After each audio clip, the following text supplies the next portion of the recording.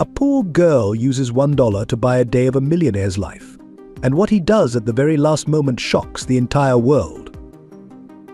The crystal chandeliers sparkled above the elegant crowd at the Parker Mansion, where San Francisco's elite gathered to celebrate another billion-dollar merger. But on the third floor, 8-year-old Emma Parker sat alone in her pink princess room, clutching a worn teddy bear and watching the flames creep under her door. Smoke filled her lungs as she tried to scream, but no sound came out. Through tears, she glimpsed her father David on the lawn below, desperately fighting against security guards trying to stop him from running back inside. Then through the thick smoke emerged Nathan Williams, the 16-year-old kitchen helper.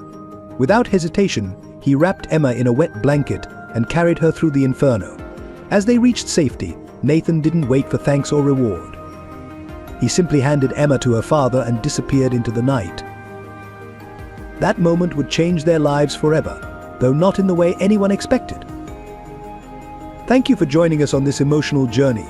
Stories like these take time and dedication to craft, and your support means everything. If you connected with this tale of love and redemption, please subscribe to our channel for more heartfelt narratives that touch the soul. Together, let's share stories that matter. David Parker stood at his office window on the 50th floor, gazing at the San Francisco skyline he now dominated.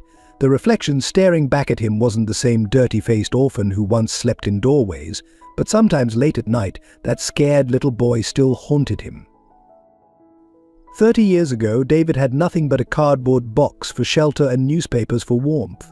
His parents died in a car crash when he was 6, leaving him to bounce between foster homes where he learned early that love was conditional and trust was a luxury he couldn't afford. His only ally was his older brother Michael, who worked 3 jobs to keep them together until that fatal night at the convenience store where he died protecting David from armed robbers. The loss of Michael hardened something in David's heart. He channeled his grief into relentless ambition, working through high school and earning a scholarship to Stanford. While other students partied, David studied. While they dated, he networked. Every sneer, every whispered comment about his shabby clothes, every pitying look fueled his determination to prove them all wrong. By 25, he had founded Parker Investments. By 30, he was making headlines as the wonderkind of Wall Street. Now at 45, David Parker controlled an empire worth billions. The same socialites who once looked down their noses at him now begged for invitations to his parties. The same banks that rejected his loan applications now competed for his business. But success came at a price. His first marriage to Emma's mother Catherine crumbled under the weight of his obsession with work. She left when Emma was 3, claiming David had replaced his heart with a calculator. The divorce barely registered. He was too busy closing deals to notice his family falling apart. The irony wasn't lost on him. He had spent his life accumulating wealth to prove he was worthy of love, only to become incapable of giving or receiving it. His relationship with Emma mirrored his own loveless childhood, though instead of material poverty, she suffered from emotional neglect. He gave her everything money could buy: the best schools, the finest clothes, the most expensive toys, but remained as absent as the parents he'd lost so young. The ghost of Michael haunted him most when he looked at Emma. His brother had sacrificed everything to be there for David, while David couldn't even make it to his daughter's school plays. The thought of Michael's disappointment in him was almost unbearable. But business was business, he told himself. He was doing this for Emma's future, wasn't he? So she would never know the poverty and shame he had endured. Yet standing in his luxury penthouse office, surrounded by the trappings of success, David Parker felt the same gnawing emptiness he'd known as that orphan boy. All the wealth in the world couldn't fill the void left by Michael's death or ease the guilt of failing Emma. He had everything he'd ever wanted, but somewhere along the way he'd lost everything that mattered. His eyes fell on a framed photo on his desk. Emma at her last birthday party, her smile not quite reaching her eyes as she posed next to the expensive gifts he'd ordered his assistant to buy. She looked so much like Catherine, but there was something else in her expression, a loneliness he recognized from his own childhood photos.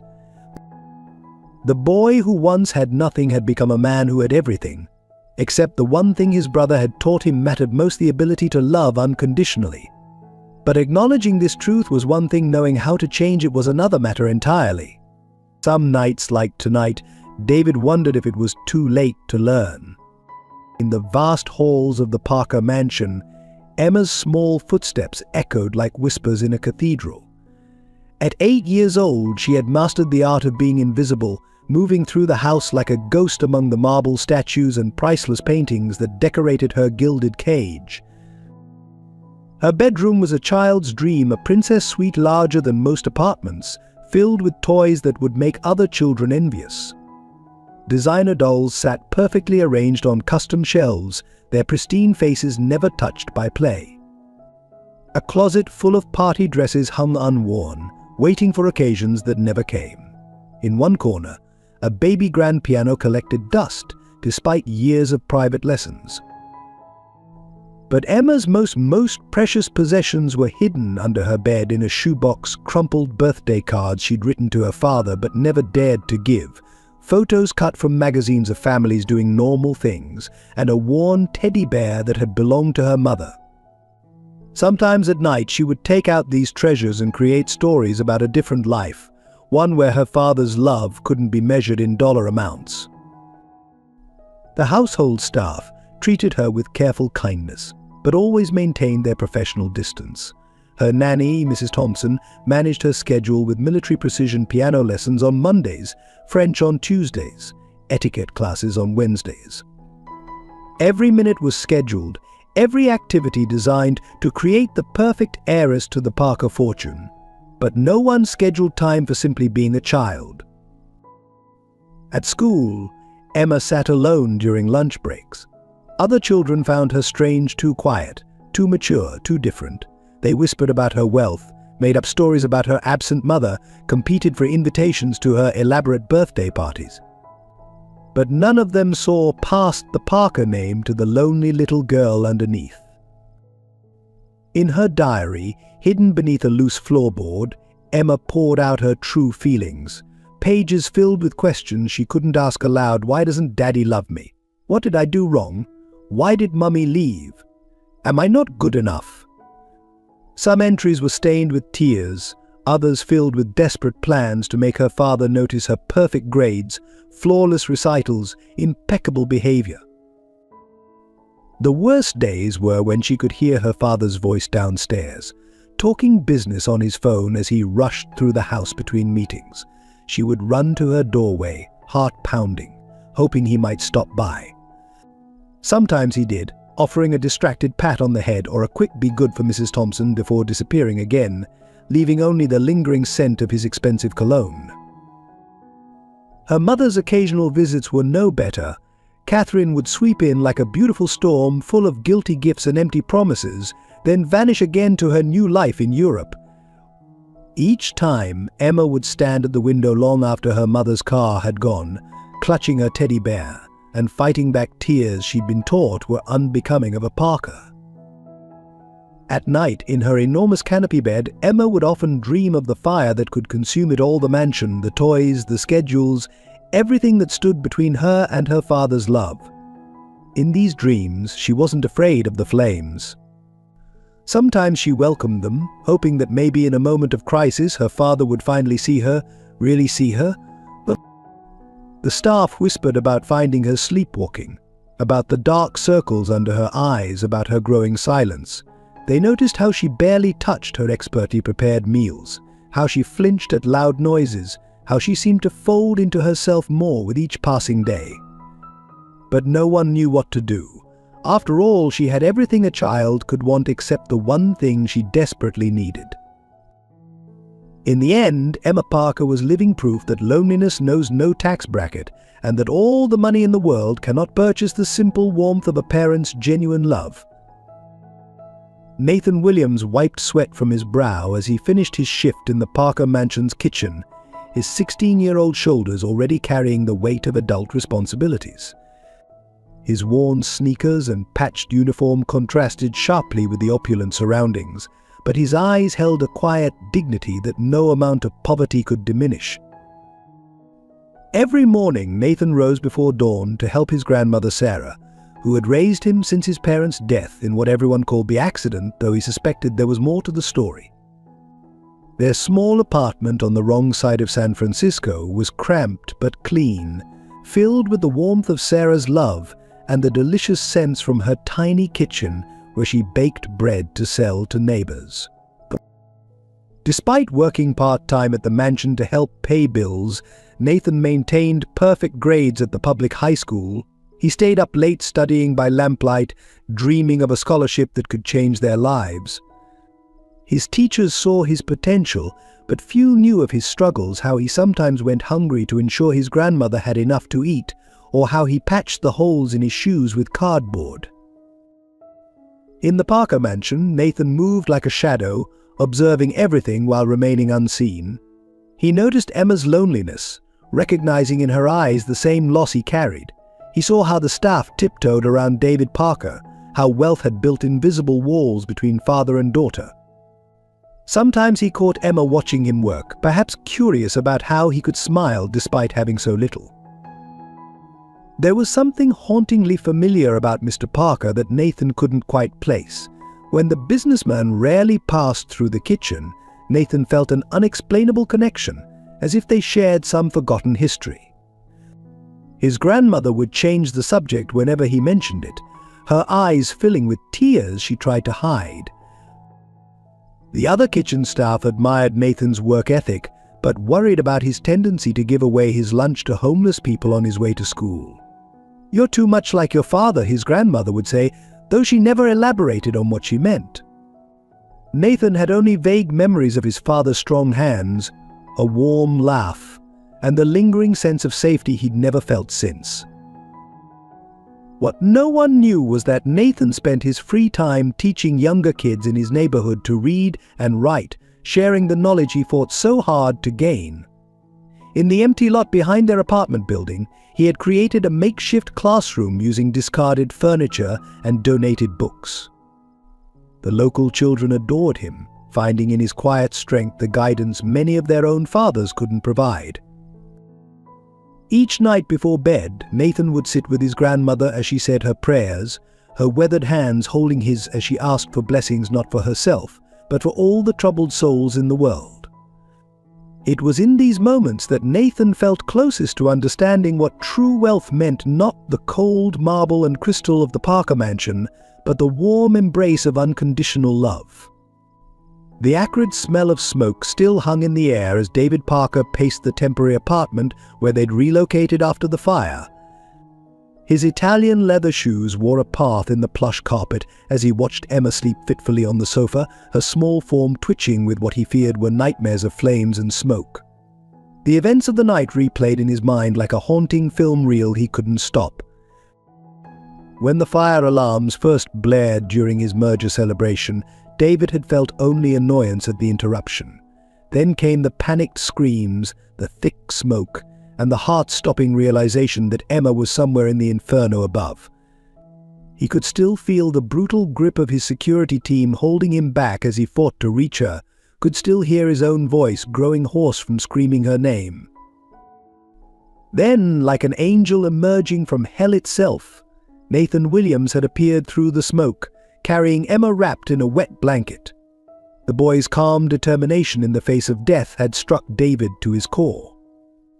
There had been something in Nathan's eyes, something hauntingly familiar that David couldn't shake, even now. The insurance investigators had confirmed his worst fears: the fire was no accident. Someone had methodically sabotaged the mansion's electrical system, timing it perfectly with his celebration. The thought that someone would deliberately endanger his daughter made his blood boil, but it also forced him to confront an uncomfortable truth: his pursuit of wealth had created dangerous enemies. The morning after the fire, David had summoned Nathan to his temporary office, prepared to reward the boy's bravery with a substantial check. But what happened next would shake the foundations of everything David thought he understood about wealth and worth. "I don't want your money," Mr. Parker, Nathan had said quietly, standing straight-backed in his singed uniform. "I have a different request." David had raised an eyebrow, pen poised above his checkbook. "Name it. Anything." "Spend one day with me," Nathan replied, his voice steady. "Let me show you my world the way I've seen yours. No phones, no business, no distractions. Just one day to understand a different kind of life." The request had stunned David into silence. In his world, everything had a price tag, every action an angle. But here was this boy who had risked his life to save Emma, asking for nothing but time, the one thing David Parker had never been willing to give. Why David had managed to ask. Nathan's response was simple but devastating, because Emma needs her father to understand what really matters, and I don't think you do anymore. The boy's words had cut through David's carefully constructed defenses like a knife through silk. He had spent years building walls of wealth around himself and Emma, thinking he was protecting her from the poverty he had known. But looking at her now, trembling in her sleep, he realized those same walls had become their prison. What struck him most was how Nathan had phrased his request not as a demand for himself, but as a plea for Emma. The boy who had saved his daughter's life was now trying to save something else, something David hadn't even realized was in danger. The investigation team's report lay unopened on the coffee table, but David couldn't focus on it. Instead, his mind kept returning to the image of Nathan carrying Emma through the flames, asking nothing in return but a chance to show David a world he had spent his entire adult life trying to escape. Emma whimpered in her sleep, and David instinctively moved to comfort her, then stopped, realizing he couldn't remember the last time he had done so. How had he become so distant from his own daughter that it felt foreign to offer her comfort?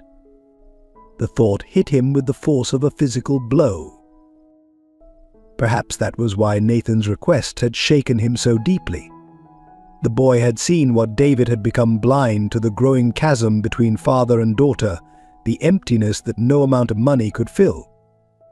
In saving Emma from the fire, Nathan had inadvertently held up a mirror to David's soul, and the reflection was terrifying. As dawn broke over the city, David made his decision. He would accept Nathan's request, though the thought of returning to a world he had fought so hard to leave behind filled him with dread.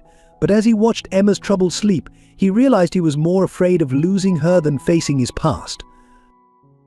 The morning after agreeing to Nathan's request, David found himself drawn to Emma's temporary bedroom. Standing in the doorway, he watched his daughter methodically arranging her salvaged possessions, a few singed books, her mother's old teddy bear, and a small wooden box he'd never seen before. Her movements were precise, controlled, like a miniature adult rather than an 8-year-old child. When had she become so serious?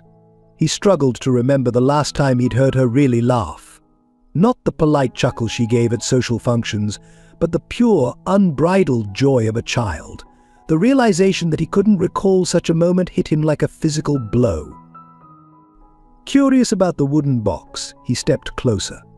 Emma quickly pushed it under her bed, her face flushing with embarrassment or fear. He wasn't sure which was worse. "It's nothing, Daddy," she said softly, but her eyes told a different story. For the first time, he really looked at those eyes, seeing not just Catherine's color, but a depth of sadness no child should possess. "May I?" he asked, gesturing to the box. Emma hesitated, then nodded reluctantly. David knelt beside the bed, ignoring how his $1,000 suit pants touched the floor. The box was worn, its hinges slightly rusted. Inside, he found a collection that shattered his heart: unopened birthday cards addressed to Daddy, each one dated and carefully preserved. Years of messages he'd never seen. With trembling hands, he opened the earliest one, dated 3 years ago. Emma's childish handwriting filled the page. "Dear Daddy, I got all A's this term. Mrs. Thompson says you're too busy to come to the school ceremony, but I saved you a seat anyway. Love, Emma." Each card told a similar story: achievements celebrated alone, empty seats at recitals, holidays spent with nannies. "I was going to give them to you," Emma whispered, "but you were always in meetings." Her voice held no accusation, which somehow made it worse. She had accepted his absence as normal, expected even. When had his daughter learned to expect so little from him? Memories flooded back. Emma standing in his office doorway late at night, clutching her teddy bear, only to be shooed away by his secretary. Her small face pressed against the window as he left for another business trip. The Christmas morning, when she'd unwrapped her presents alone because he had an emergency conference call, he thought of his own childhood, of empty chairs at school events, of birthdays forgotten in foster homes. He had promised himself his child would never know that pain, yet here he was, inflicting a different kind of abandonment. He had given Emma everything money could buy, but withheld the one thing she truly needed himself. The evidence of his failure lay scattered around the room. Designer clothes with tags still attached, unopened toys, gleaming gadgets, all attempts to buy the love he should have given freely. Each expensive gift a testament to his absence, each price tag a measure of his guilt. Emma, he began, but found he had no words. How do you apologize for years of emotional neglect? How do you explain to a child that you became everything you once despised? That in trying to protect her from poverty, you had starved her of love? She looked at him with those old eyes in her young face, and he saw something that broke him completely: hope. Despite everything, she still hoped he could change. She still wanted his love. The question was, did he remember how to give it? In that moment, David Parker, the man who could close billion-dollar deals without breaking a sweat, felt utterly helpless before the simple need of his 8-year-old daughter. The walls he'd built, the empire he'd created, the power he'd accumulated, none of it mattered in the face of this fundamental failure. That evening, while Emma slept, David found himself drawn to her room again. The box of birthday cards had awakened something in him, a need to understand the daughter he'd failed for so long. As he stood in the dimly lit room, his eye caught a slight irregularity in the floorboards near her bed. With trembling hands, he lifted the loose board, revealing a small leather-bound diary. His conscience warred with his concern. Reading it would be an invasion of privacy, but the recent fire had awakened fears he couldn't ignore. The first entry stopped his heart. "Dear Diary, today I stood on the balcony railing again. I wondered if anyone would notice if I fell. Mrs. Thompson was on the phone. Daddy was at work. The gardener wasn't looking up. I counted to 10 but stepped down. Maybe tomorrow." The pages that followed documented a descent that no child should experience. Emma had meticulously recorded her loneliness, her pain, her desperate attempts to earn his love. Some pages were warped with dried tears, others filled with drawings of a family she wished she had, simple sketches of father and daughter holding hands, having picnics, doing the ordinary things he'd never made time for. "I tried to be perfect today, got 100% on my French test, played Mozart perfectly at my recital. Daddy's secretary said he was in Shanghai. I cut my arm with scissors behind the piano. Nobody saw." David's hands shook so violently he nearly dropped the diary. He felt physically ill. While he'd been building his empire, his daughter had been silently falling apart. The next entry was even worse. "Found Mummy's old pills in the bathroom. Counted them all. Wondered how many it would take. Put them back. Not brave enough yet. Maybe next time it hurts too much." He sank to the floor, his back against her bed, tears flowing freely now. The diary entries spanned 2 years, each one a testament to his failure. Emma had created a ritual of self-harm, hiding her scars beneath expensive dresses he'd never really looked at. She had contemplated suicide multiple times, all while maintaining the perfect facade expected of a Parker. The most recent entry, dated just before the fire, broke him completely. "Sometimes I wish the house would burn down. In my dreams, Daddy runs in to save me, holds me tight, tells me he loves me. But that's silly. The house is too big, too safe. Nothing ever changes here. I'm just a ghost in a golden cage. Maybe that's all I'll ever be." The fire hadn't been just a random accident or even just attempted murder. It had been Emma's desperate wish manifested in the cruelest way. And who had saved her? Not him, her father, but Nathan Williams, a boy who had nothing but understood everything about what really mattered. David closed the diary, his mind reeling. How had he not seen the signs? The quiet withdrawal, the perfect behavior, the desperate need to please, all classic signs of a deeply troubled child. He'd been so focused on protecting her from external threats that he'd become the biggest threat to her well-being. In the soft lamplight, Emma stirred in her sleep, clutching her mother's teddy bear. She looked so small, so vulnerable. The thought that she had stood on that balcony, contemplating an end to her pain, while he sat in boardrooms discussing profit margins, it was unbearable. He had to do something, had to change, had to save his daughter before it was too late. Nathan's request now seemed like a lifeline rather than an obligation. Perhaps understanding a different kind of life, a different kind of love, was exactly what both he and Emma needed. The morning after discovering Emma's diary, David took her to the hospital for a complete physical examination. Her self-harm and suicidal thoughts had terrified him, but what the doctors discovered was even more devastating. What began as a routine checkup spiraled into a battery of tests, each specialist's face more grave than the last. Dr. Sarah Matthews, the chief pediatric specialist, sat them down in her office, its cheerful butterfly decorations a stark contrast to the weight of her words. Mr. Parker, the blood work revealed some concerning abnormalities. Emma has a rare form of leukemia, one that's particularly aggressive in children. The world seemed to tilt on its axis. Emma sat beside him, small fingers tracing patterns on her dress, too used to being spoken about rather than to. David's throat constricted as Dr. Matthews continued explaining treatment options, survival rates, and clinical trials. Words like experimental therapy and limited time floated around him like poisoned darts. How he managed to croak, "How long have you had symptoms, sweetheart?" Emma's response shattered what remained of his composure. "A while, Daddy. I tried to tell your secretary last month, but you had important meetings in Tokyo." Her voice held no accusation, only a quiet acceptance that broke his heart anew. She had faced this fear alone, just like everything else. Dr. Matthews gently explained that Emma's fatigue, bruising, and paleness signs David had been too busy to notice were classic symptoms. The disease was advanced, having progressed unchecked while he chased deals and built empires. The cruel irony wasn't lost on him. All his wealth, all his power, couldn't buy back the time he'd wasted. "The most promising treatment is available at Stanford," Dr. Matthews explained, "but I must be honest, even with aggressive intervention, the 5-year survival rate is only 30%. David looked at his daughter, really looked at her, seeing now what he'd missed: the shadows under her eyes, the pallor of her skin, the way she seemed to fold into herself like a wilting flower. How many signs had he ignored?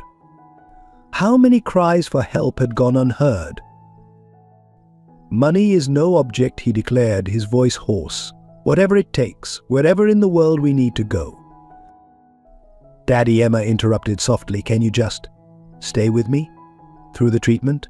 That's all I want." Her simple request cut deeper than any business loss ever had. His 8-year-old daughter wasn't asking for experimental treatments in Switzerland or rare medications. She just wanted her father to be present, something he'd failed to do when she was healthy. Dr. Matthews handed them a thick folder of information, her eyes kind but serious. "The next few months will be crucial. Emma needs stability, support, and most importantly, hope. Studies show that emotional well-being plays a significant role in treatment success." As they left the hospital, Emma's small hand in his, David felt the weight of every minute he'd wasted, every bedtime story he hadn't read, every school play he'd missed. The diary entries about suicide seemed even more haunting now. Had his daughter been crying out for help while simultaneously fighting a battle in her own body? In the car, Emma fell asleep against his shoulder, her face peaceful despite everything. David's mind raced with plans. He would step down as CEO, hand over daily operations, work remotely. Everything he'd spent his life building seemed meaningless compared to the precious weight of his sleeping daughter. His phone buzzed with messages about the fire investigation, merger updates, and board meetings, but for the first time in his career, David Parker let them go unanswered. Instead, he watched his daughter breathe, each rise and fall of her chest both a gift and a reminder of how fragile life could be. Nathan's request to spend a day understanding a different kind of life now seemed divinely timed.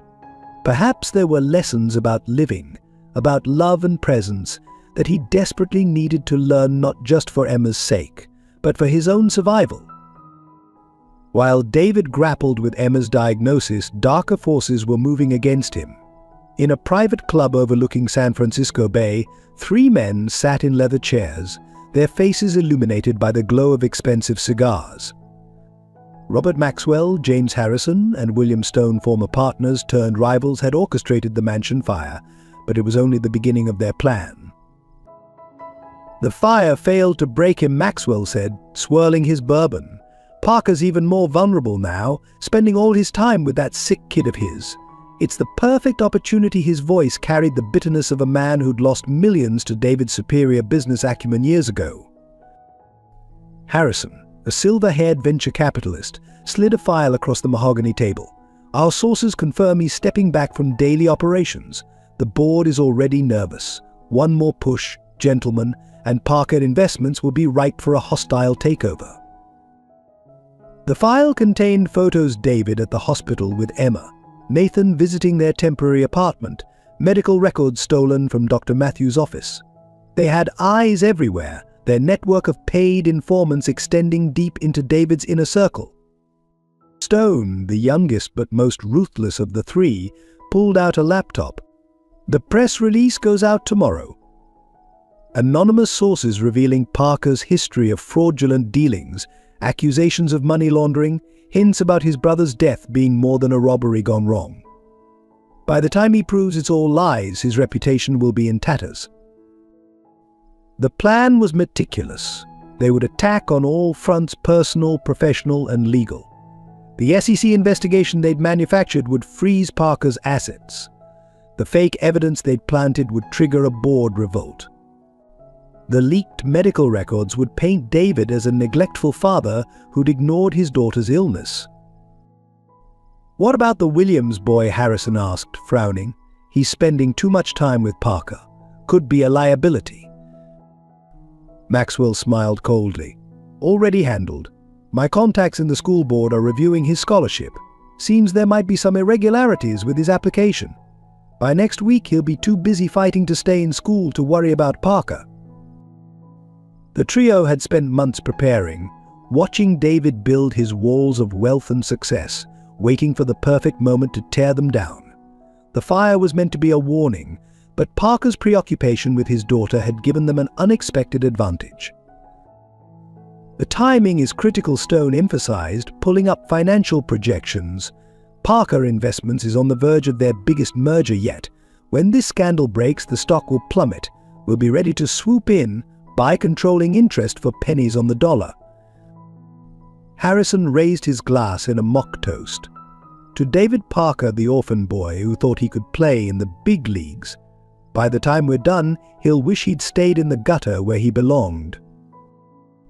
What they couldn't know, was that their carefully laid plans were about to collide with a truth none of them could have anticipated.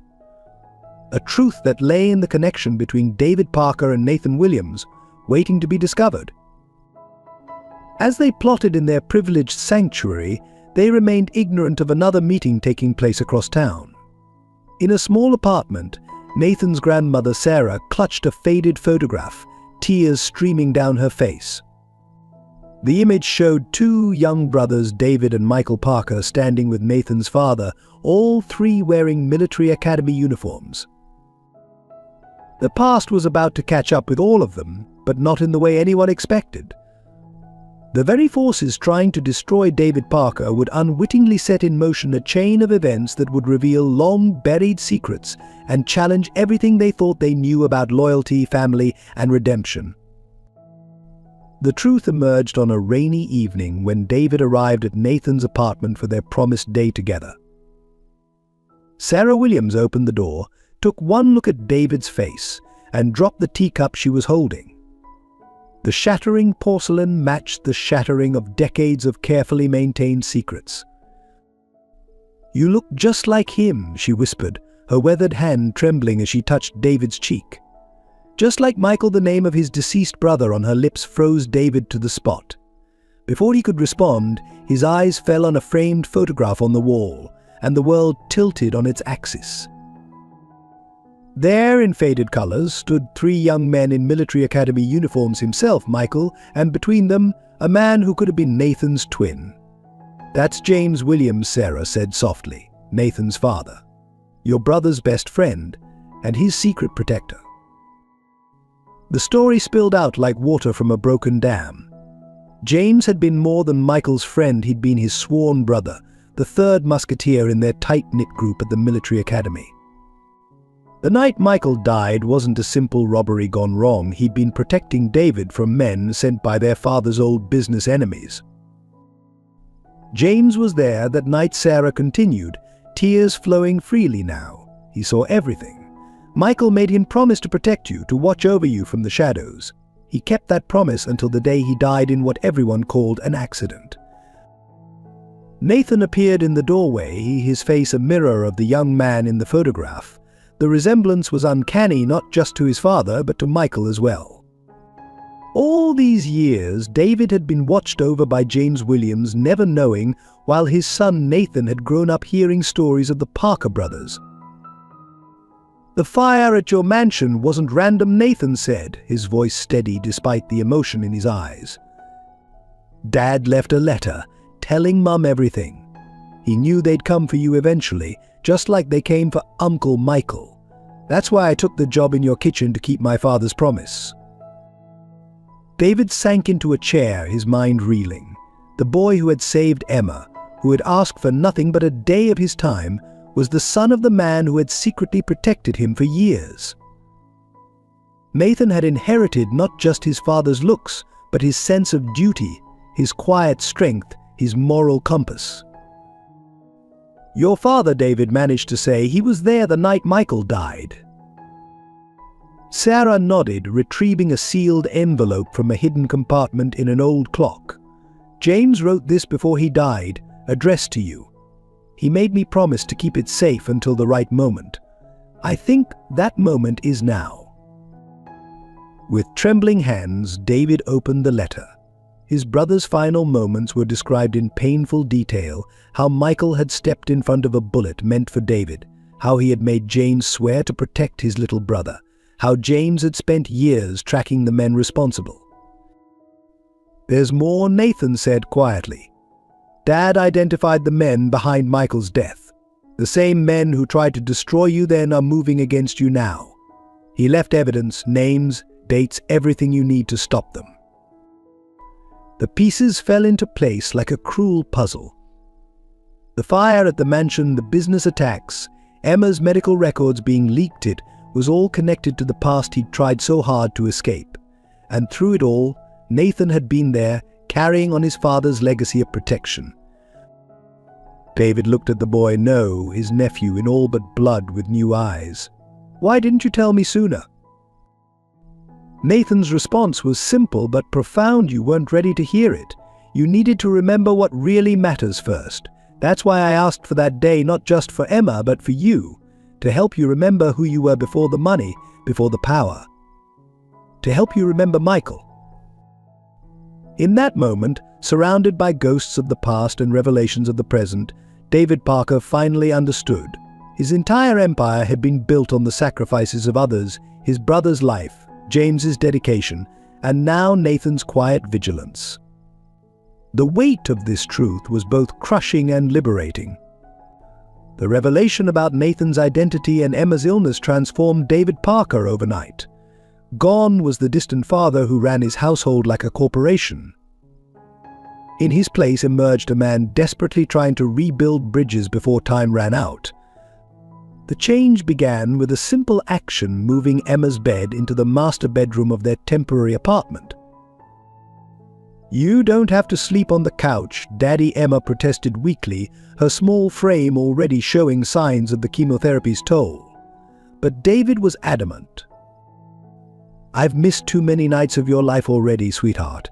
I'm not missing any more." He spent those nights watching her breathe, counting each rise and fall of her chest like precious gems, wondering how he'd ever thought anything was more important than these moments. The transformation extended beyond their sleeping arrangements.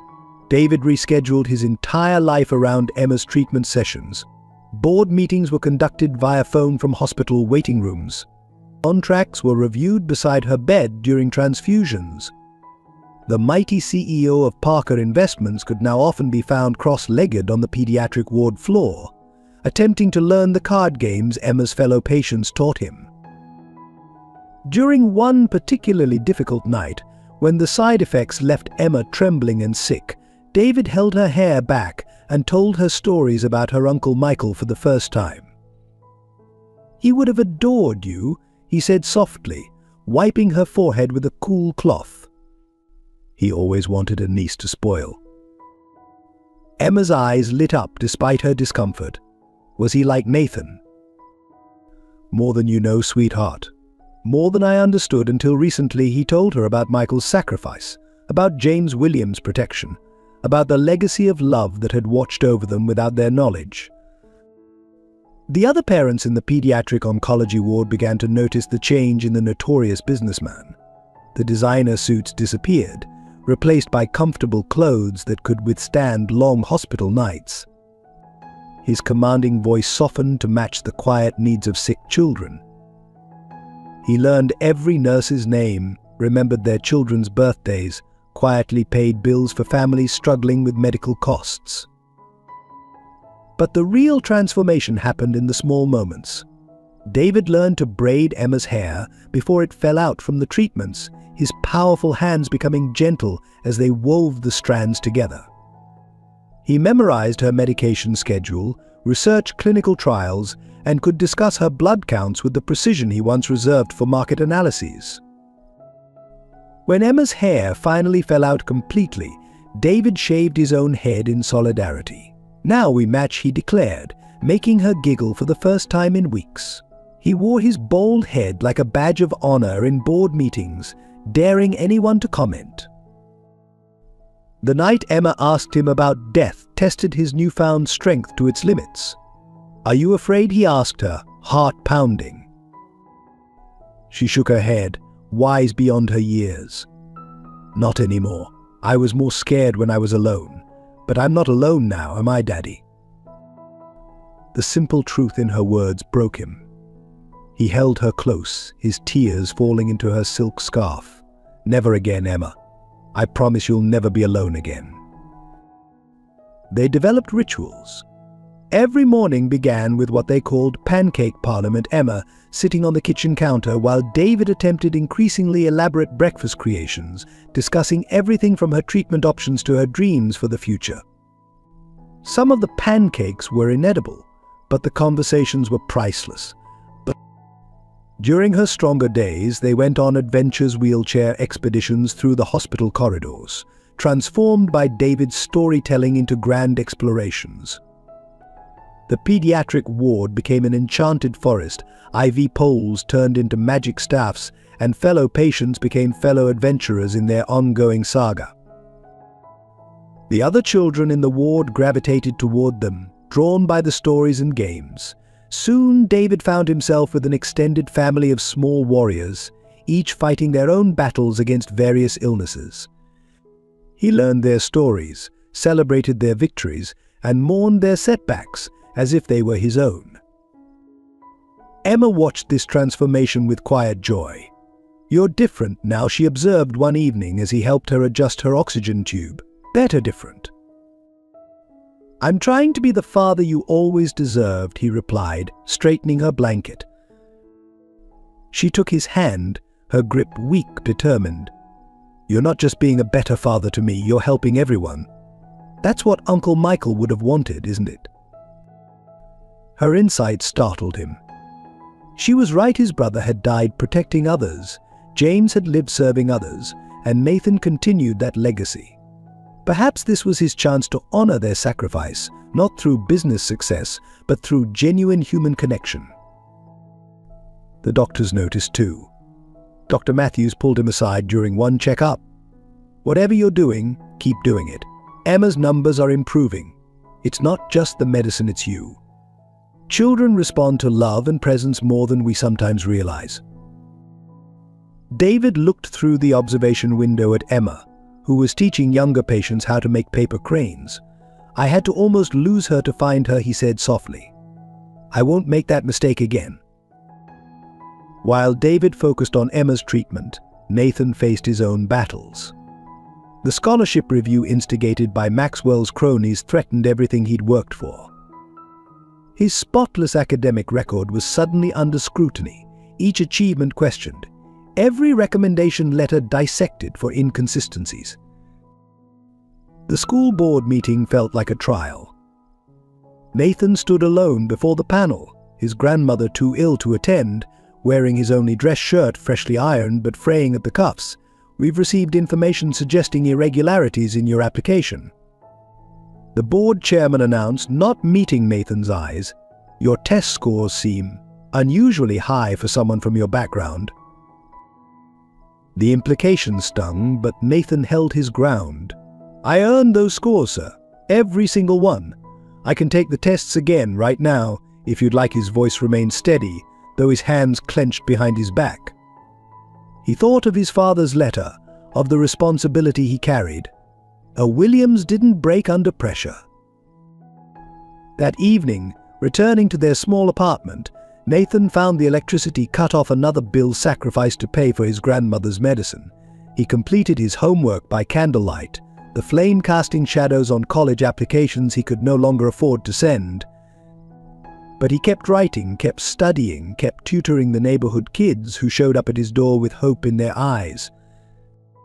His grandmother's health deteriorated, the stress of recent events taking its toll. Nathan took on a second job at a local diner, working nights after his shifts at the mansion. He'd catch quick naps during lunch breaks, dark circles forming under his eyes, but his grades never slipped. He couldn't let them, not with so many younger kids looking up to him. The neighborhood children still came for lessons, now gathering in the parking lot since they couldn't use the apartment's lights. Nathan taught them under street lamps, using the back of discarded newspapers for math problems. "Why do you still help us?" one little girl asked. "You got your own troubles." Nathan smiled, remembering his father's words about responsibility. "Because someone once helped my dad when he needed it. Sometimes the best way to honor help is to pass it on."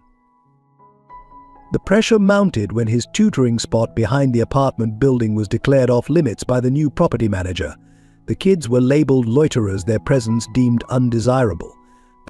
Nathan watched them scatter like startled birds, their books clutched to their chests, and felt something break inside him. That night he opened his father's old trunk, searching for inspiration. Among the memorabilia he found photos of 3 young men at military academy: his father, Michael, and David Parker. They looked invincible, unaware of the tragedy ahead. A folded paper fell out his father's acceptance letter to Stanford, never used because he chose to stay and protect the Parker family instead. The discovery lit a fire in Nathan. The next morning, he approached the local church, explaining his situation. The elderly pastor, moved by his dedication, offered the basement for tutoring sessions. It wasn't much, just folding chairs and wobbly tables, but it was safe, dry, and most importantly, free. Word spread through the neighborhood. More children came, then their parents, then even some grandparents wanting to learn to read. Nathan created a schedule, delegating basic lessons to his more advanced students so he could work his extra shifts. The basement became a sanctuary of learning, echoing with the sounds of multiplication tables and grammar rules. But the school board's investigation continued, a sword hanging over his head. His college application sat in a drawer, the deadlines approaching like thunderclouds. His grandmother's medical bills piled up, and the diner cut back his hours. Everything he'd worked for seemed to be slipping away. Yet Nathan persevered. He took the city bus 2 hours each way to a free SAT prep course, studied medical terminology to better understand his grandmother's conditions, and still made time to help Emma with her homework during his mansion shifts. His father had carried his burden silently for years. Nathan would do the same. One evening, as he swept the church basement after a tutoring session, an elderly woman approached him. She'd been attending his adult literacy classes, finally learning to read at 73. "You're a good boy," she said, pressing a crumpled dollar into his hand. Like your father was, Nathan tried to refuse, but she insisted. "For the college fund. We're all collecting. $1 here, a quarter there. You're our hope, boy. Don't you give up." The idea for the community center was born in the church basement.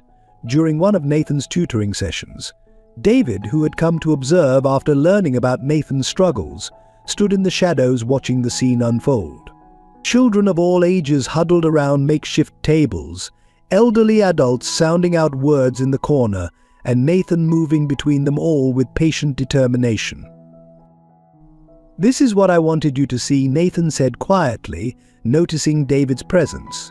"This is what wealth really looks like." The basement was cramped, the furniture mismatched, but the room radiated a warmth that David's mansion had never known. He watched a teenage girl teaching multiplication to younger kids, using pebbles as counters. An old man proudly read his first complete sentence, his weathered face beaming with pride. That night, Emma insisted on coming too, despite her weakness from chemotherapy. She sat in her wheelchair, helping a young boy with his spelling.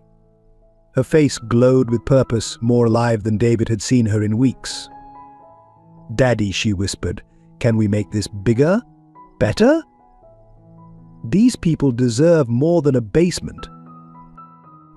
The next day, David called an emergency board meeting, not to discuss stocks or mergers, but to propose something radical: converting an abandoned warehouse near Nathan's neighborhood into a community learning center. "This isn't charity," he insisted, facing the skeptical board members. "This is investment in human potential." The renovation began immediately. David hired local workers, providing jobs to the community. Nathan's students' parents contributed what they could: painting walls, fixing plumbing, sewing curtains. Every contribution, no matter how small, was honored. The elderly woman who'd given Nathan her $1 insisted on planting flowers by the entrance. Emma threw herself into the project, designing a children's reading corner from her hospital bed. Her doctors noted how the activity seemed to strengthen her, giving her something to fight for beyond her own survival. She spent hours discussing color schemes and book selections with Nathan, their shared vision bringing them closer. The center took shape, becoming something more than just a building. The main floor housed classrooms and a library. The second floor became a job training center, offering computer classes and vocational skills. A small cafe provided work experience for teenagers and cheap, nutritious meals for students. But it wasn't just about education. Nathan insisted on including a community kitchen where families could cook together, teaching traditional recipes and sharing meals. A garden sprouted in the back, tended by elderly residents who taught children about growing food. Every space was designed to foster connection, to build the kind of wealth that couldn't be measured in dollars. The local media caught wind of the story: the millionaire CEO, his sick daughter, and the poor scholarship student building something revolutionary. David faced criticism from business peers who thought he'd lost his mind. "Parker's gone soft," they whispered. "Lost his edge." But David had never felt stronger. He watched Emma gain strength, wheeling herself through the center, organizing books and encouraging other sick children to join the programs. He saw Nathan's students flourish, their test scores rising, their horizons expanding. The center became a second home for many, a place where dreams didn't seem quite so impossible. The opening day arrived with little fanfare, just a simple ribbon-cutting ceremony attended by the community. Emma, wearing a headscarf decorated by the children, held the scissors together with Nathan. David stood back, watching his daughter and the boy who had saved her in more ways than one, feeling a profound sense of rightness. "This is what Michael would have wanted," Sarah Williams said softly, standing beside him. "A place where everyone has a chance to grow, to learn, to become more than their circumstances." She squeezed David's hand, years of secrets and sacrifice between them dissolving into shared purpose. The community center's success brought a brief period of joy, but life had other plans. Emma's condition began deteriorating rapidly just weeks after the opening. Dr. Matthews called David into her office one morning, her face grave as she showed him the latest test results. The aggressive treatment wasn't working as hoped, and Emma's body was beginning to fail. "We need to discuss hospice care," Dr. Matthews said gently, but David refused to hear those words. He paced the office like a caged lion, his voice rising. There must be something else. Experimental treatments, clinical trials, anything. Daddy, Emma's soft voice came from the doorway. She stood there in her pink pajamas, clutching her IV pole, looking smaller than ever. "I want to go to the center." The determination in her eyes silenced both adults. Even as her body weakened, her spirit remained unbroken. Against medical advice, David began bringing Emma to the center daily. He converted one of the classrooms into a private space for her, with a comfortable bed where she could rest while still being part of the life she helped create. The children would visit between lessons, reading to her or showing her their artwork. She became the heart of the place, her quiet courage inspiring everyone who met her. Nathan spent his free hours with her, teaching her advanced mathematics to keep her mind engaged when the pain became too much. They would work on complex problems together, Emma's face lighting up with each solution. "You know," she told him one day between labored breaths, "I'm not afraid anymore. Not of dying, anyway. I'm just afraid of leaving before we finish what we started here." The center's students began a ritual. Every morning they would place fresh drawings and notes on Emma's wall, pictures of hope, messages of love, prayers in different languages. The elderly reading students would take turns sitting with her, sharing stories of their lives, wisdom accumulated over decades. Emma absorbed it all, her diminishing physical strength contrasting with her growing spiritual awareness. David watched this transformation with a mixture of awe and agony. His daughter was slipping away, yet touching more lives than he ever had with all his wealth. He stopped going to the office entirely, working from a small desk beside her bed. Board meetings and business deals continued via laptop, but his focus remained on memorizing every detail of Emma's face, every inflection in her voice. One particularly bad night, when the pain medications weren't helping, Emma asked for all her visitors to leave except David. "Daddy," she whispered, her voice thin but clear, "I need you to promise me something." He leaned closer, holding her fragile hand. "Promise you won't let the center die, even if I do. Promise you'll keep helping people, like Uncle Michael would have wanted." David's tears fell onto their clasped hands. "You're not going anywhere, sweetheart. You're going to get better, and we'll run this place together." She smiled weakly. "Just promise me, Daddy, please." Before he could respond, Emma's body began convulsing. The emergency alarm brought medical staff running, and David found himself pushed aside as they worked to stabilize her. The next hours passed in a blur of medical terms and beeping machines. Dr. Matthews emerged from Emma's room looking exhausted.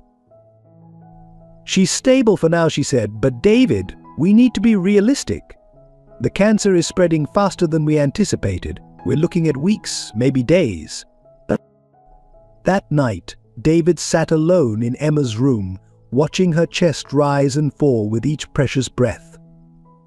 The window overlooked the center, where lights still burned as evening classes continued. He could hear the faint sound of children's laughter, adult voices reading carefully aloud, life continuing its relentless flow. In that moment, looking between his dying daughter and the living legacy she'd helped create, David Parker finally understood what real wealth meant. It wasn't in his bank accounts or business empire. It was here, in this room, in every life Emma had touched, in every person who walked through the center's doors carrying dreams of a better future. While David kept vigil at Emma's bedside, Maxwell and his conspirators launched their attack. The morning headlines screamed accusations Parker Empire built on fraud, CEO linked to Brother S murder charity center, a front for money laundering. The carefully orchestrated campaign hit like a tsunami. Parker Investments stock plummeted within hours. Board members received anonymous packages containing fabricated evidence of financial misconduct spanning decades. The SEC announced an emergency investigation, freezing company assets. David's phone exploded with calls from panicked investors and angry partners, but he remained at Emma's side, delegating crisis management to his legal team.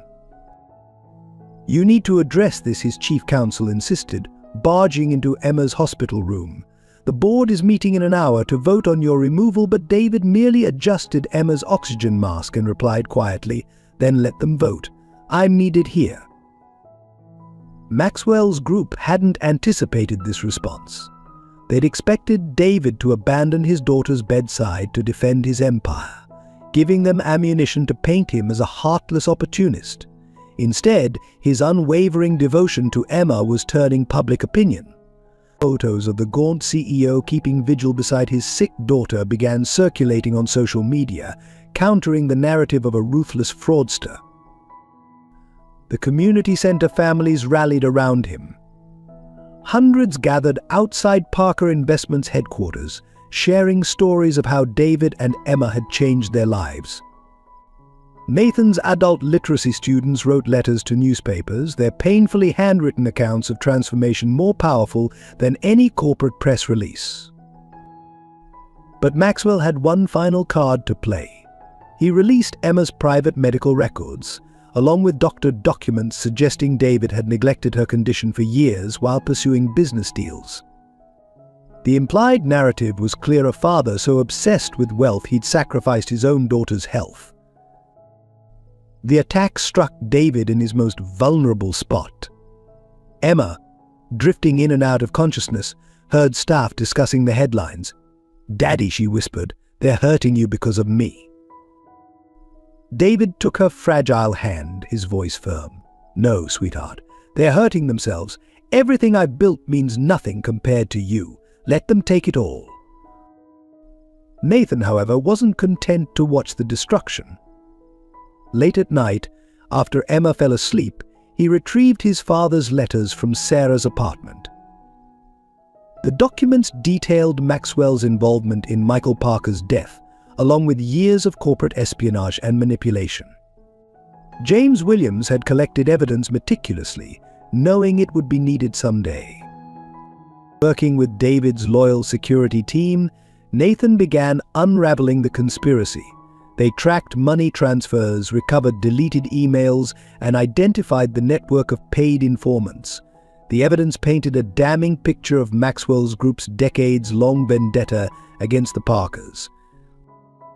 As the net tightened, Maxwell made his final move. He offered David a deal: resign from the company, sign over controlling interest, and the attacks would stop. The offer came with a veiled threat: continued resistance would lead to more revelations about Michael's death.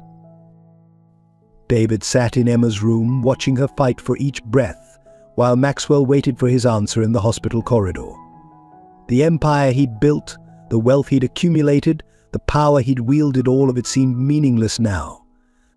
He thought of Michael's sacrifice, of James Williams' years of silent protection, of Nathan's quiet courage.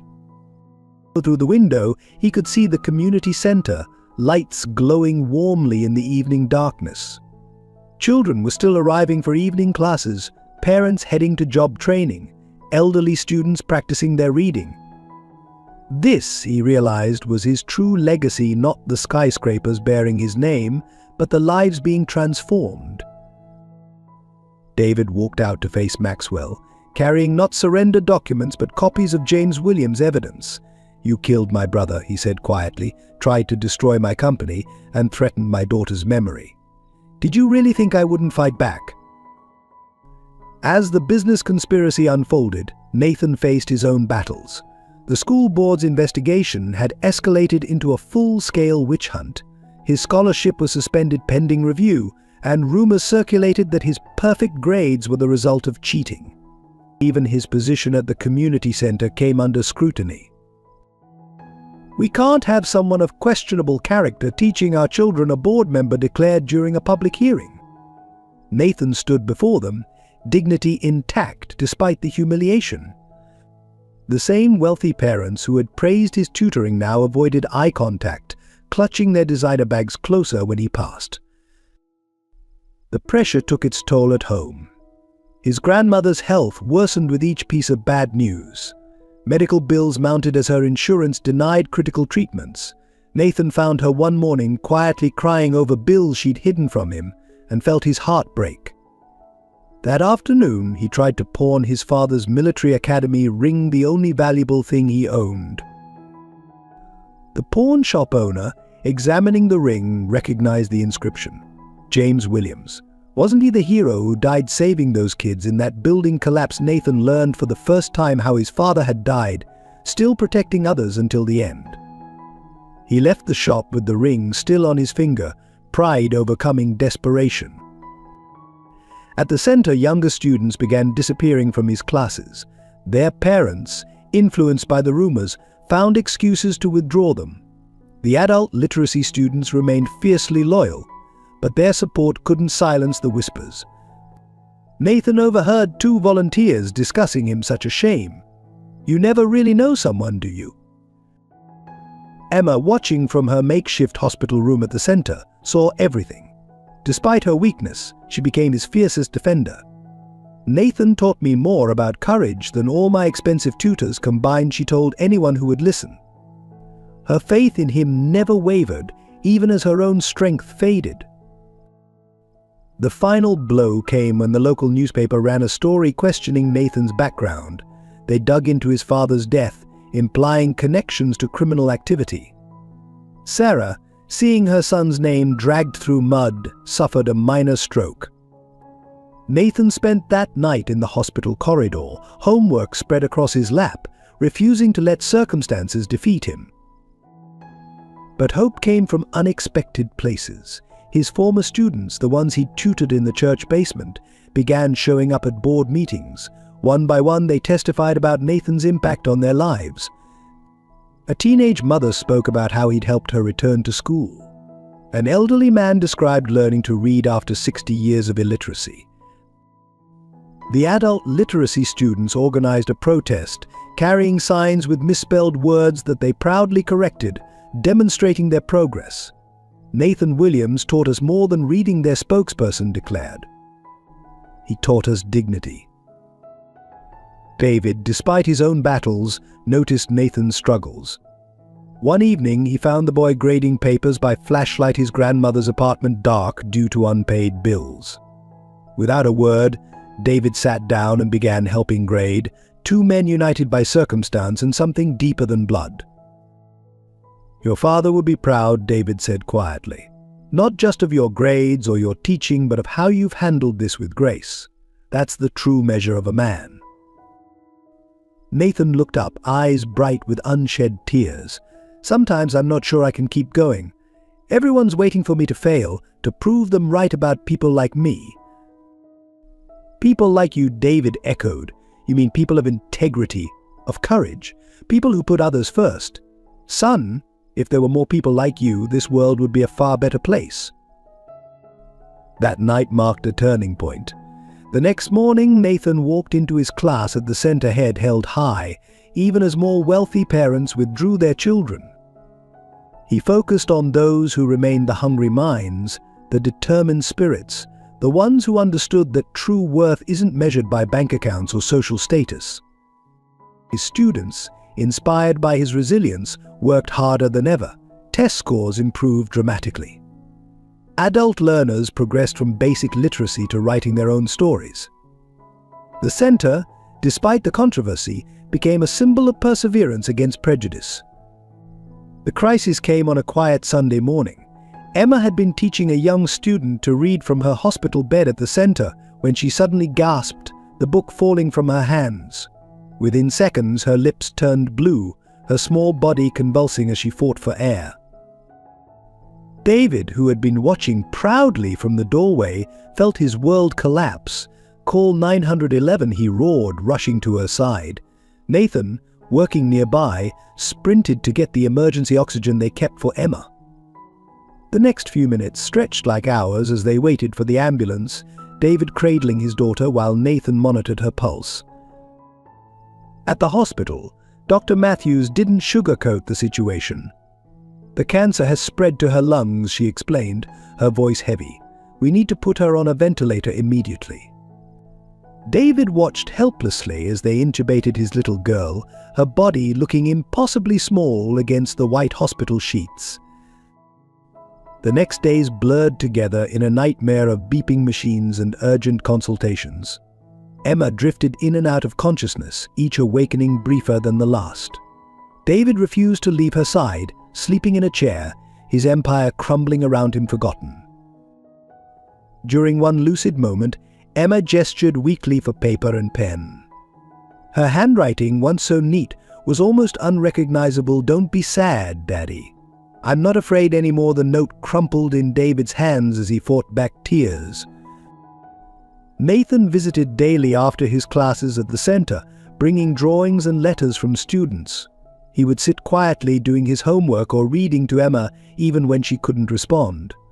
One evening he caught David staring blankly at the wall, broken by exhaustion and grief. "Uncle Michael wouldn't want you to give up," Nathan said softly, "and neither would Emma." The words struck David like a physical blow. He looked at his daughter, remembering how she had never given up, how she had fought not just for herself but for others, until the very end. Even now, tubes breathing for her, she radiated a strength that humbled him. Dr. Matthews presented one last option: an experimental treatment available in Switzerland. "It's a long shot," she warned, "and insurance won't cover it." The cost was astronomical, more than most people would see in a lifetime. David laughed bitterly at the irony now that he was willing to spend everything on Emma. His assets were frozen in the investigation. And that night, something remarkable happened. Word spread through the community center about Emma's condition and the expensive treatment. People began showing up at the hospital: students, parents, the elderly reading group, local shopkeepers. Each brought what they could: crumpled dollar bills, children's piggy banks, jewelry to be pawned. Sarah Williams, despite her own medical bills, brought a mason jar full of coins she'd been saving. "For the girl who gave my grandson hope," she said simply. The adult literacy students organized a fundraiser, proudly writing their first checks. Even the hospital staff started a collection. It wasn't nearly enough for the treatment, but it was something more valuable: a testament to the lives Emma had touched, the community she had helped build. David watched the steady stream of visitors, each bringing their small contribution with enormous dignity, and felt something break and heal inside him simultaneously. Emma stirred that evening, her eyes flickering open. Unable to speak around the breathing tube, she squeezed her father's hand 3 times, their secret code for "I love you." David squeezed back, his voice rough with emotion. "Keep fighting, sweetheart. Just a little longer." As Emma fought for her life, Maxwell's group launched their final attack on the community center. City inspectors suddenly appeared, citing numerous code violations that had mysteriously never been issues before. The local health department questioned the safety of the community kitchen. Anonymous complaints flooded the education board about unauthorized teaching activities. "The center is operating without proper permits," declared a stern-faced city official, posting a closure notice on the front door. "All activities must cease immediately." The timing wasn't coincidental. It came just as evening classes were starting, ensuring maximum public humiliation. Nathan stood on the steps, watching families turn away in confusion. Elderly students who had just learned to read their first sentences clutched their books, tears in their eyes. A young mother with 3 children asked quietly, "Where will we go now?" Her oldest son had just started making progress with his dyslexia. Inside, the staff gathered in the main hall, surrounded by half-finished projects and students' artwork. The adult literacy group's graduation certificates lay unsigned on a desk. College application essays, carefully drafted by hopeful teenagers, remained unfinished. The community kitchen, where families had been learning to cook nutritious meals on a budget, fell silent. Sarah Williams, despite her weakness, came to the center when she heard the news. She made her way to the reading corner Emma had designed, running her hand over the colorful cushions. "This is what they do," she said softly. "When they can't beat you with fair means, they attack what you love." The local media descended like vultures, cameras rolling as students were turned away. Maxwell's paid journalists pushed their narrative the center was a front for money laundering. The education programs were unauthorized. The whole operation was a tax scam. They interviewed concerned citizens, all mysteriously well-dressed and articulate, who questioned the center's true purpose. But then something unexpected happened. The students refused to leave. The adult literacy group set up chairs on the sidewalk, continuing their lessons in the open air. Teenage tutors spread blankets in the parking lot, helping younger kids with homework. The community kitchen moved to Sarah's tiny apartment, feeding as many as they could. A retired teacher, who had been volunteering at the center, spoke to the cameras, "You can close our building, but you cannot close our hearts or minds." Her voice trembled with emotion as she taught grammar on the street corner. Her students huddled around her in the growing cold. Nathan worked tirelessly, coordinating the makeshift classes while fighting the legal battle to reopen. He spent nights poring over building codes and permit requirements, looking for ways to bring the center into compliance. During the day, he shuttled between the hospital and the various outdoor classrooms, keeping Emma updated on their progress. The closure hit hardest at night, when the building stood dark and empty. Through the hospital window, Emma could see it from her bed, the place where she had found her purpose, now silent. The sight seemed to affect her more than any medical setback. Her vital signs would drop whenever she looked at the abandoned center. David, watching his daughter's distress, felt a fury he'd never known. This wasn't just an attack on his business or reputation anymore, it was an assault on everything Emma had lived for. The center had been her legacy, her way of giving meaning to her struggle with cancer. Its closure was like watching her die twice. One evening, as rain forced the outdoor classes to disperse, Nathan found a stack of letters in the center's mailbox. They were from students, parents, and community members, each describing what the center meant to them. One stood out, a crayon drawing from a 6-year-old showing the center with a rainbow above it. The words, carefully printed, read, "Please don't let the bad people win." The board meeting that ended David Parker's reign as CEO took place in the same room where he'd built his empire. The mahogany table where he'd orchestrated billion-dollar deals now felt like an execution block. One by one, board members he'd known for decades voted to remove him, their eyes fixed on tablets displaying the company's plummeting stock price. In light of the SEC investigation and pending criminal charges, the chairman intoned, "We have no choice but to terminate your position, effective immediately." The words echoed in the silence. Security guards waited outside, ready to escort him from the building he'd built. David sat quietly, fingering the hospital bracelet he still wore from Emma's ward. His phone buzzed with a text from Nathan. Emma's oxygen levels had dropped again. Nothing else mattered. When handed the termination papers, he signed without reading them, surprising everyone who expected a fight. The media chronicled his fall with gleeful detail. "Parker Empire crumbles," screamed the headlines. Business networks ran endless analyses of his downfall. Former associates distanced themselves, rewriting history to minimize their connections. His phone, once buzzing constantly with deals and opportunities, fell silent except for calls from debt collectors. The mansion, already damaged by fire, was seized by creditors. Luxury cars disappeared from the garage. Credit cards were cancelled. Bank accounts were frozen. The wealth he'd accumulated over decades vanished like morning mist. leaving behind only papers marked foreclosure and asset seizure. In his temporary apartment, David sorted through the wreckage of his financial life. Among the papers, he found Emma's first attempt at writing her name, carefully preserved in a gold frame he'd never appreciated. The frame was worth thousands, but the crayon scribble inside was priceless. He placed it carefully in a box marked Keep. Maxwell's group celebrated their victory at their private club, toasting with expensive champagne. They'd succeeded beyond their wildest dreams, not just destroying David's business, but dismantling his entire life. Yet their triumph felt hollow when news leaked that they'd targeted a dying girl's charity project. The final blow came when David's private banking details were leaked to the press. Every extravagant purchase, every luxury indulgence was exposed and dissected.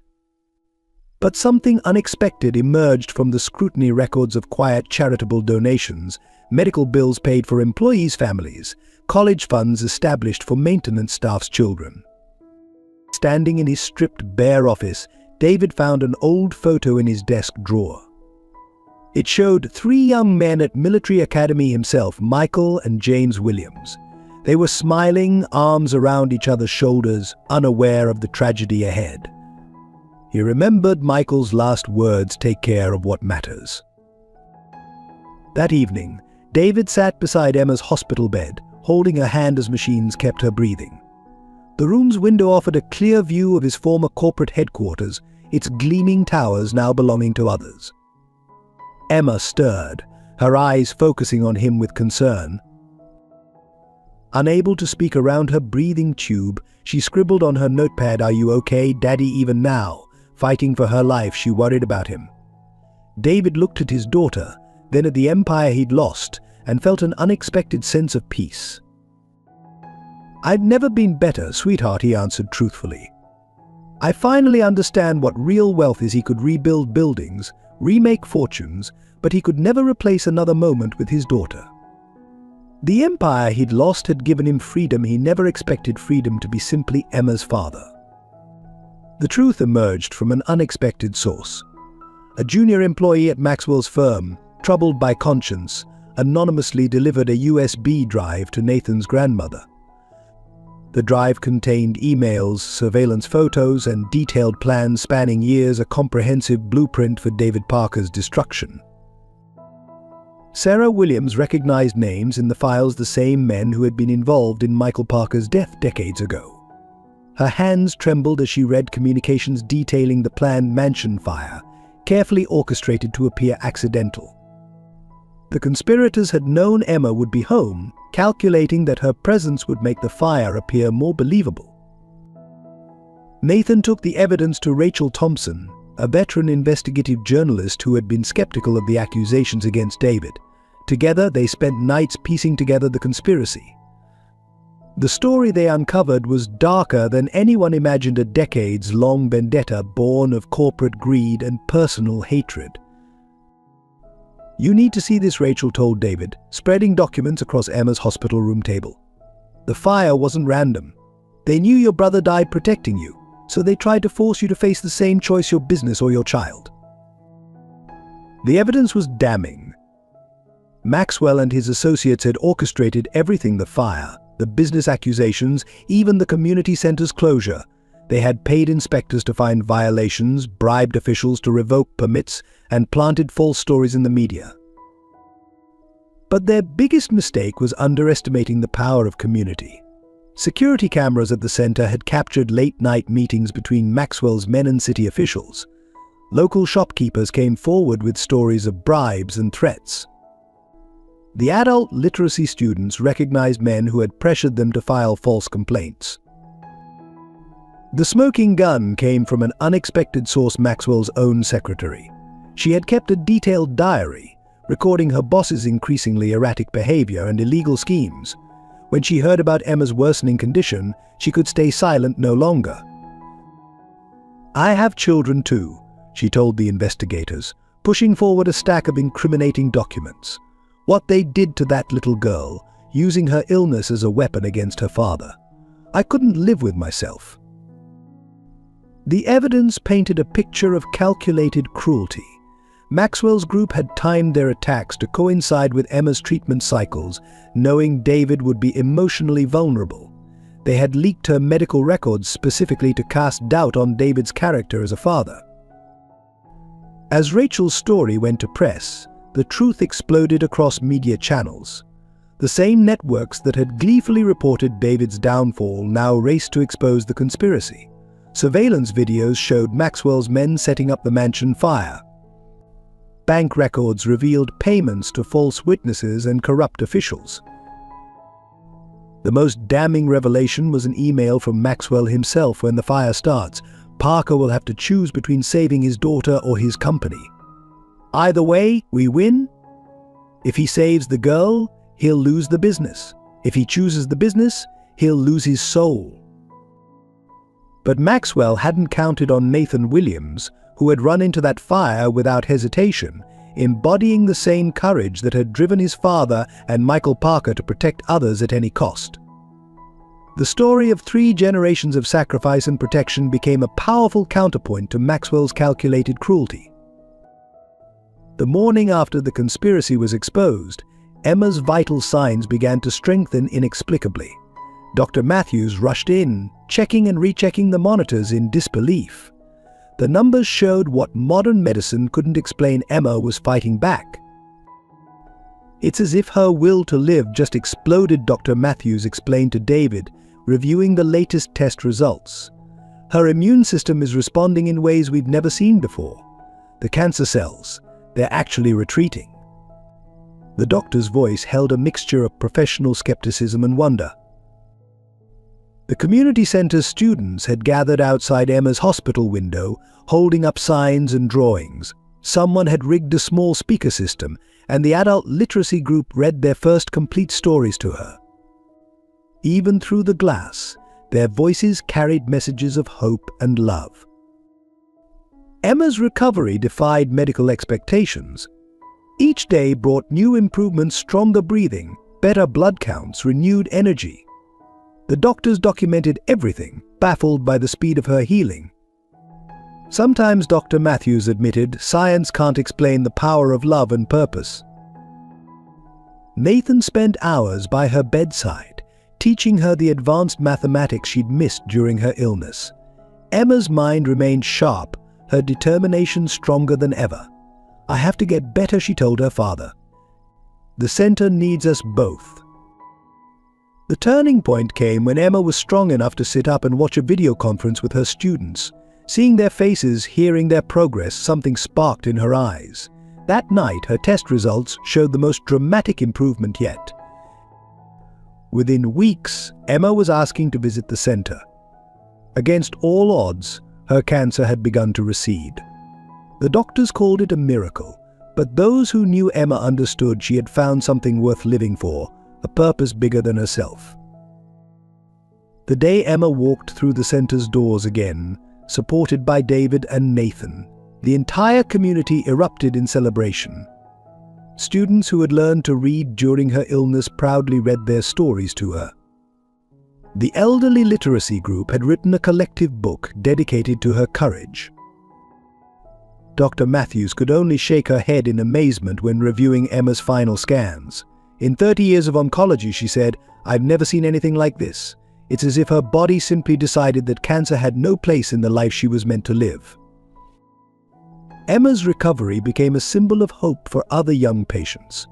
She began visiting the pediatric ward, sharing her story, showing others that sometimes the best medicine isn't found in tubes or bottles, but in having a reason to fight.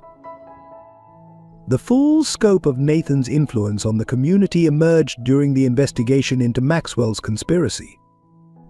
While reviewing security footage, investigators discovered hundreds of hours of Nathan's quiet acts of service, staying late to help struggling students, sharing his lunch with hungry children, teaching elderly students long after closing time. Local news crews, initially drawn by the scandal, found themselves captivated by a different story. Former students came forward with tales of transformation. A teenage dropout, now headed to college, credited Nathan with saving his life. An elderly woman proudly read her first letter to her grandchildren, tears streaming down her face as she described Nathan's patience.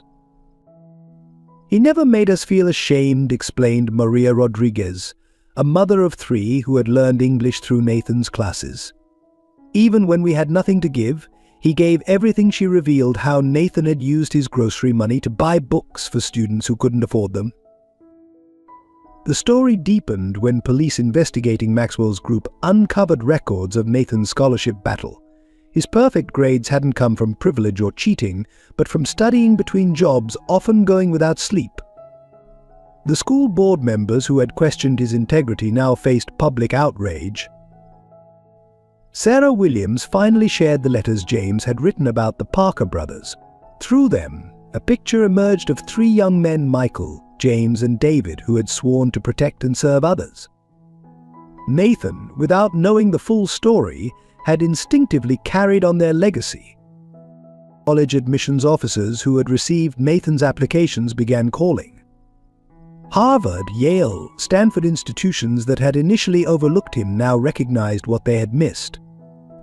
A student who had maintained perfect grades while working 2 jobs, teaching others, and fighting systemic injustice was exactly what they wanted. But the most powerful testament came from Emma.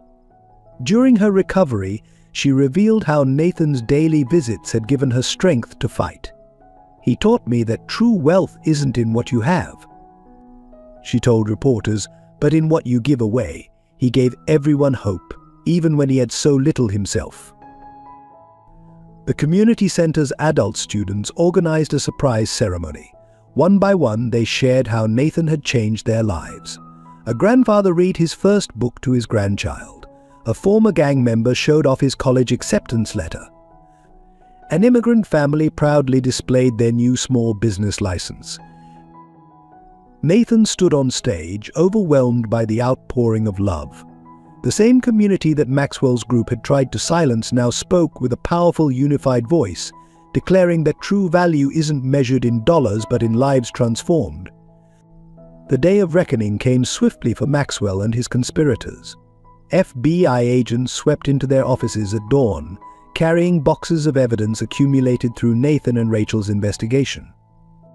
The sight of Maxwell being led out in handcuffs was broadcast live across financial networks that had once celebrated his success.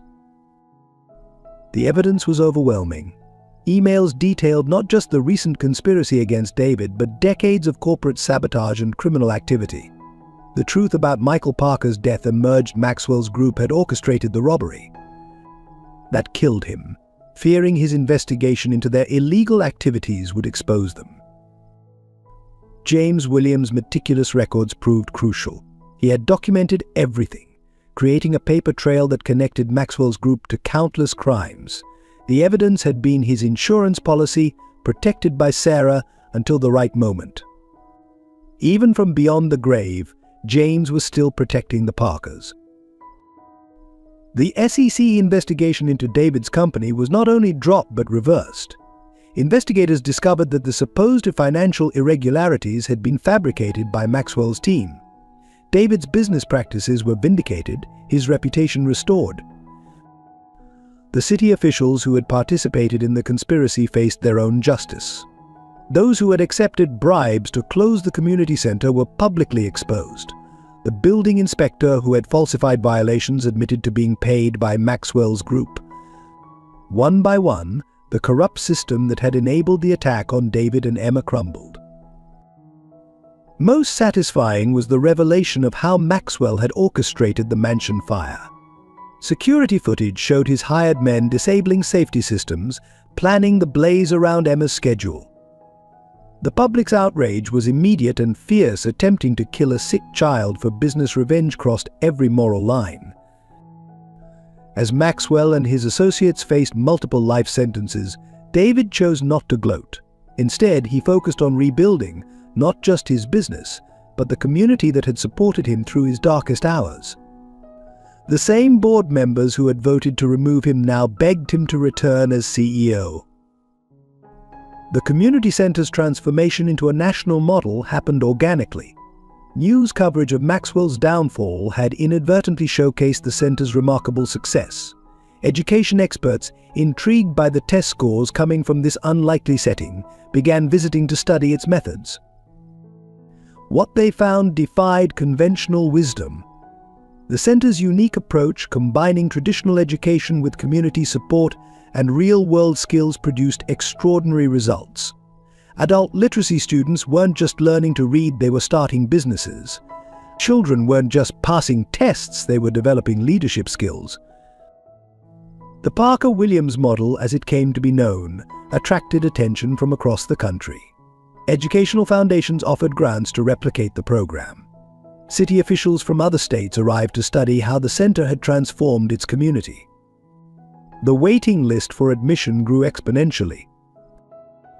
Emma and Nathan's original vision expanded beyond their wildest dreams. The center added new programs: a technology lab where seniors learned computer skills from teenage mentors, a business incubator helping adult students launch small enterprises, and a healthcare education program inspired by Emma's journey. David used his restored business connections to create a scholarship foundation, ensuring that students like Nathan would never have to choose between education and survival. The program was named the Michael Parker Memorial Scholarship, honoring the uncle who had sacrificed everything to protect his brother. The center's success challenged traditional notions of philanthropy. It wasn't just about writing checks or building facilities, it was about creating genuine connections between people of different backgrounds, ages, and experiences. The elderly taught young people traditional skills while learning modern technology from them. Successful business owners mentored emerging entrepreneurs. What made the model truly revolutionary was its emphasis on dignity. No one was treated as a charity case, everyone was expected to contribute what they could, whether through teaching, mentoring, or simply sharing their life experiences. This approach created a self-sustaining ecosystem of learning and growth. On the first anniversary of Emma's recovery, the Parker-Williams family gathered at the center for a private celebration. The room filled with people who had become more than friends, they were the family that love and adversity had forged. Emma, now healthy and vibrant, stood between David and Nathan, her father and the boy who had become her brother in all but blood. Sarah Williams sat in a place of honor, the keeper of secrets who had helped justice prevail. Around them gathered the center's students, teachers, and supporters, a living testament to the power of community. David unveiled a new plaque in the entrance hall bearing 3 names: Michael Parker, James Williams, and Emma Parker. "This is a tribute," he announced, his voice thick with emotion, "to those who taught us what real wealth means. One gave his life to protect, one spent his life watching over us, and one showed us how to truly live." Nathan, recently accepted to Stanford with a full scholarship, shared news that brought tears to many eyes. He would be studying education and business, planning to expand the center's model nationally. But he would remain involved with their original center, promising the adult literacy students that he'd return to see them graduate. Emma's announcement was equally moving. Despite offers from prestigious private schools, she had chosen to continue her education at the local high school while working at the center. "This is where I learned to live," she explained simply. "Now I want to help others find their way." The celebration turned into a spontaneous sharing of stories. Students spoke of transformations, of dreams realized, of barriers broken. The elderly literacy group performed a play they had written themselves, chronicling their journey from shame to pride. Children demonstrated robots they had built in the technology lab, while their parents proudly displayed new business licenses. As evening fell, David found himself standing in the center's garden with Nathan and Emma. Looking at these 2 young people, one who had saved his daughter's life, one who had saved his soul, he finally understood what his brother Michael had died protecting. Not just a life, but the possibility of love, growth, and redemption. "We're an odd family," Emma observed, smiling at her father and Nathan. "The best kind," Nathan replied, built on choice rather than chance. David pulled them both close, his heart full. From the ashes of tragedy, loss, and betrayal, something beautiful had grown, a family bound not by blood but by love, a legacy built not on wealth but on service. Thank you for joining us for this emotional journey of love, redemption, and the true meaning of wealth. What did this story mean to you? How has it touched your heart? We'd love to hear your thoughts and experiences in the comments below. If this story resonated with you, please consider subscribing to support our team. Every subscription helps us continue creating meaningful narratives that inspire and move hearts. Share this video with your loved ones. Perhaps they too will find hope and inspiration in Emma, David, and Nathan's journey. Your likes and engagement mean the world to us. They fuel our passion to keep telling stories that matter. Together, let's build a community that celebrates the power of love, forgiveness, and human connection. See you in our next story.